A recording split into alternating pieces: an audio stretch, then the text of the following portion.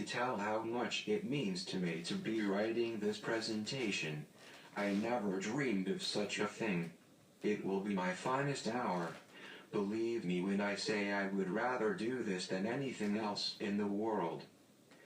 The topic of neurodiversity is so big I hardly know where to begin. Let me start by saying that it is not easy to tell how my neuro is diverse when it is the only neuro that I know. I think it is telling that I cannot talk. My mouth is a foreign country far beyond the borders of my limited body control. It is not really even on the map, but it makes noise I can wave to from afar. There are so many thoughts that need to be spoken in typing. My mind moves like lightning and my body like a cement truck. Yet it is all I can do to stay sitting. My mind is like a freight train and I can't make it slow down and stop in time. I wish it was not so persistent in its moving. You might think I am brave, but I am scared of everything, even words. But it is my only hope for a life of importance. Being brave is the hardest thing in the world, but also it is the most important. This is hard because telling the truth makes you show your inside thoughts that might make others unhappy or sad or mad or even possibly happy. That is a scary thought.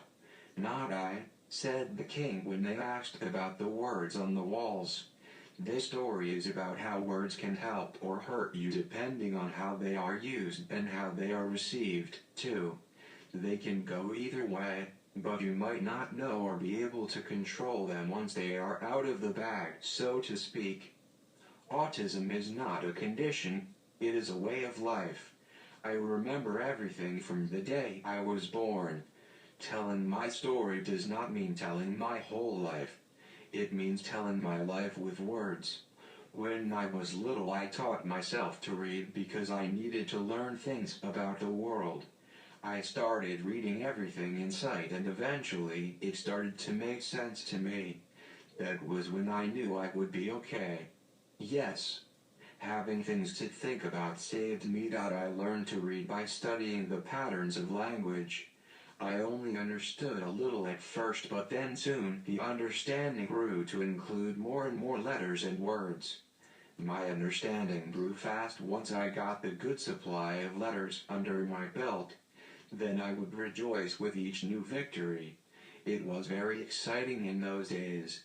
But my excitement would have been unbearable if I had known that someday I would be using my new knowledge to write my own thoughts and feelings. Never did I imagine such a thing as this. I understand that being able to speak is the keys to the kingdom. It is the most important skill next to arm control, which is most difficult for me.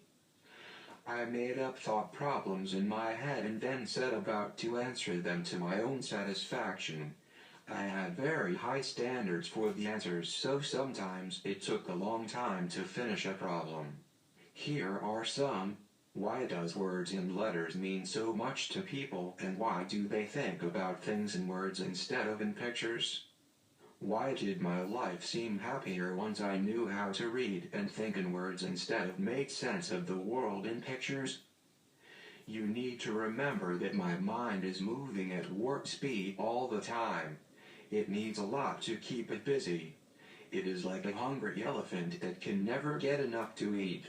The mind is a terrible thing to waste.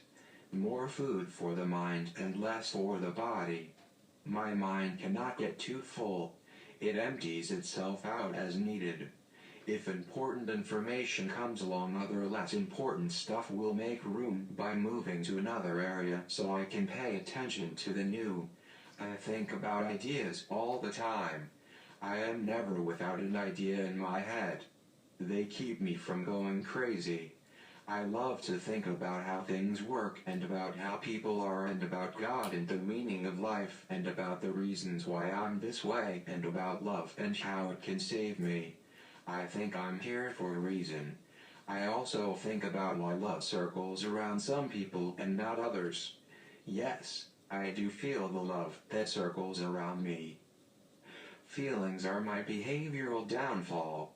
Imagine a body that does not obey coupled with not being able to talk. You think I'm making these sounds on purpose, but I'm not really in control of them. It is not like I intend to scream, but the noise just comes out instead of coming out words. I know it is just too hard to listen to, but I just need to hear myself sometimes. I think it makes me appear retarded, so I would prefer not to do it. I am always doing my best. Listen to my heart and not my body. It is all I can do to stay sitting. I am really interested in learning more about instructing my body to do what I want. My heart is so full that it feels like it could burst open at any time, day or night. Sometimes I worry that it is too full, and if it gets any fuller, I will just implode. It is a heavy heart that loves this world too much. It is the heart of a man who is in love with everything and everyone on this earth. It is the heart of a man who is all love but who knows that there is no room for such a heart in this world. It will only be trampled and stomped on if I let it show. It grows heavy with love that is not given out. I want to do math that will challenge my brain instead of my heart. I think words cannot hold so much emotion, but I'm learning that they can, and I find it to be a miracle of unbelievable proportions.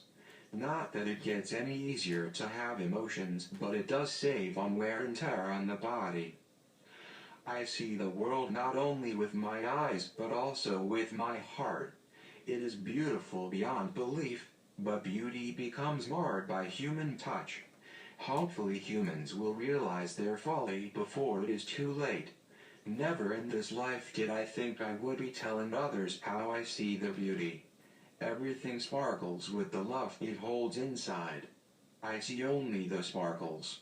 Love makes me know it will all be okay, but listening to the newscast out.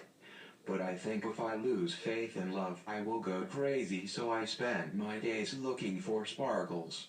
I see them in everything. Music is sparkle. But sometimes I can't see it, and that is when I get scared. I want to talk more about how beauty in the world is trampled. This is not easy to say, but human endeavors kill beauty. They just refuse to let anything stand in their way, even if it means losing the beauty they think what they are doing or what they want is all that matters. They lose the big picture. I might not have the biggest of all pictures, but I rarely get lost in my human endeavors. I have love for everyone, even people I don't happen to like. I hope that I can convey how the love happens in spite of my own feelings. It happens to me, not from me. I think I am just a leaf blowing in the winds of some great love that has my number. Love has my number, but mind you, I'm not complaining. I just want people to know that it's not necessarily because I am such a good person. It is neither to my credit nor to my blame that this love moves in me. I hope that people can believe this, because it will not be good if they think I'm some kind of saint or something. It can be scary because it is so big. When I was little, it scared me more than it does now. I want people to feel the love that is there for them. If they open their hearts to it, it will flow in and fill all the corners where maybe there has never been love before. Sometimes there are dark and empty corners. I grieve for the others who do not have typing to help them say the things that are in their hearts. I remember how it was before typing set me free. I could not understand why everyone could talk but me. So now I still can't talk, but I have a voice anyway. Who could have dreamed such a thing?